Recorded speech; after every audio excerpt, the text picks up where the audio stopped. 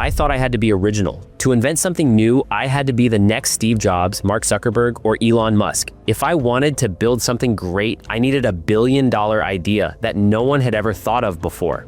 But the truth is, I didn't invent a single thing on my way to building a $30 million business. I copied, and it was the smartest decision I've ever made. But the way I copied was far from stealing. It was all strategy. I'm Will Cannon, the founder of UpLead, a B2B prospecting tool that's made over $30 million so far. And in this video, I'm going to share with you the same strategy I used to copy my way to a $30 million business from my apartment with $0. This is the exact same strategy I used to build my UpLead without any investment from tech billionaires. However, before I share my copying process, we need to debunk the myth of creativity and originality that everyone seems to believe. These beliefs were two of the biggest bottlenecks in my career before I finally figured out the truth.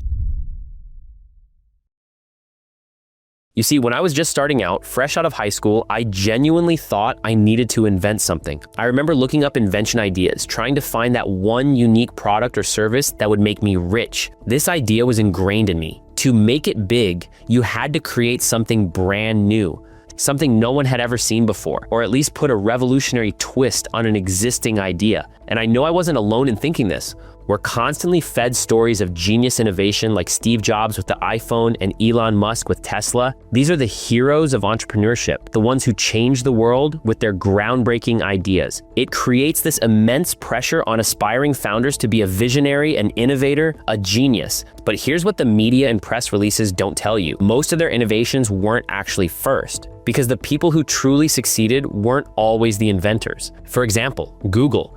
Everyone thinks Google invented the search engine, but they didn't. There were search engines before Google. The real difference was Google did it better. They had a superior algorithm, a cleaner interface, and they scaled it to a point where they became synonymous with search. They won on product, not creativity. What about Elon Musk with Tesla? Musk is hailed as the electric car pioneer. But what if I told you he wasn't even the founder of Tesla? He came in later to the company, and electric cars existed long before them. What Tesla actually did was they made electric cars better. Better design, economics, marketing, and they were the first to mass produce a desirable electric vehicle. Again, Tesla won on product, not creativity. And this happened on my own journey. My first successful company was a mortgage company back in 2008, but we didn't do anything drastically different. We just hustled harder. We cold called more people, we sold more effectively, we operated better than the hundreds of other mortgage companies out there. I won on product, not creativity. This is why I don't see myself as an inventor. I'm a hustler and customer acquisition specialist. I learned one of the most valuable skill sets I believe you can have with sales and marketing. Because if you can acquire customers profitably, it doesn't matter what industry you're in.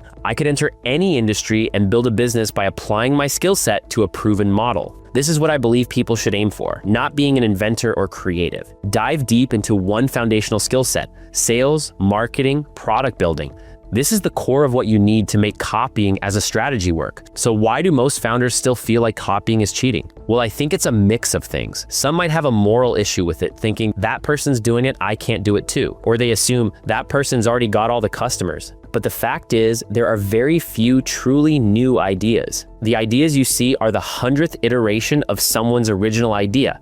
This is how I've always gone into big, fragmented markets. Markets where there are billion-dollar companies, but also room for many players. You don't even need to be first. You can be 10th, 100th, or even 1000th in some markets and still build a multi-million-dollar business for yourself. The key is to figure out where you want to get into, dive deep, hustle harder, and deploy your skill set. And it's the first real lesson I had to learn when I started copying from mortgage brokers in 2008. When I started my mortgage company, we were recruiting loan officers. I was buying lists of loan officers and realtors, and then I was cold emailing them. Now, this was almost 20 years ago, so I don't have the exact script, but the framework was simple, and it's one I've used ever since: who you are and how you found them. Hey, my name is Will, I found you on. Why you're reaching out and the value. We're hiring loan officers and we offer 90% commission and remote work. Clear call to action.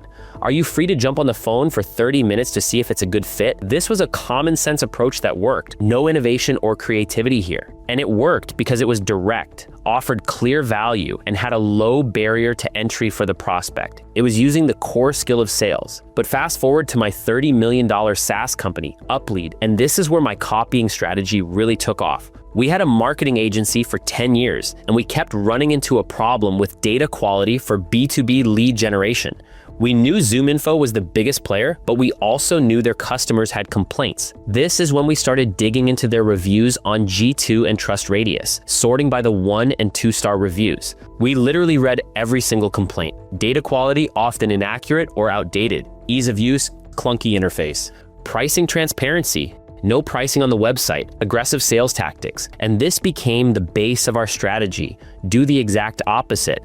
We built real-time email verification, made the platform easy to use, displayed our pricing transparently on our website, and offered amazing customer support without the aggressive sales calls. The response was incredible. We hit our first million in annual recurring revenue within the first year. And this is what became my biggest lesson in business. You just need to put a little twist on something someone else has done by solving their customers' pain points better. We weren't reinventing the wheel here. We saw a gap in the market and copied the biggest player. It wasn't a stroke of genius. We just took what worked, adapted it to our context, and iterated. So why would you start from scratch when someone else has already done the trial and error for years? But my copying strategy isn't just for cold email or SaaS. It applies to every area of business. SEO, ads, content marketing. If I'm going to run an ad campaign, I don't just sit down and try to invent a new ad. I go look at every single ad from all my competitors. I see who's spending the most, who's been running ads for a long time, which usually means they're profitable, and I research their copy, their creatives, and their offers. But still, most people chase the billion-dollar idea narrative that is one of the most dangerous distractions for founders.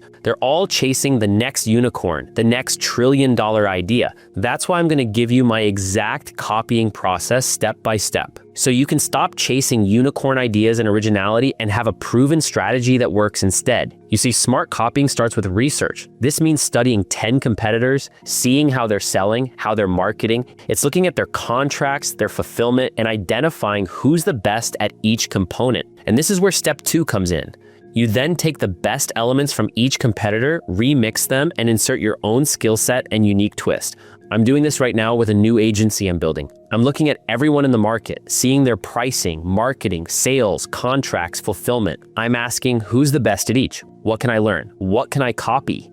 There's nothing morally wrong with that. There are no necessarily new ideas, just remixed ideas. The industry keeps selling the innovation myth, but the data shows that first to market doesn't always win. Time and time again, statistics will show that it's often the second, third, or even 10th mover who perfects the model and dominates the market. Look at OpenAI and Claude. ChatGPT was arguably first to market, but now Claude is stealing their lunch money. Everyone I know has moved from ChatGPT to Claude. This psychological relief of realizing you don't have to be a genius or first to create a profitable business is immense. I knew from the start I wasn't the smartest. I had a 1.8 GPA in high school. I saw people smarter than me, even people who worked harder than me. But I had a drive. I learned early on that if I was going to be something, I had to figure it out on my own. My mom and dad got divorced when I was 1, so my mom didn't have money. My skill set wasn't genius level intellect, but it was a willingness to work hard, research hard, and have a desire for more. This realization frees you. It allows you to focus on what truly matters, acquiring core skills, understanding markets, remixing ideas, and executing relentlessly.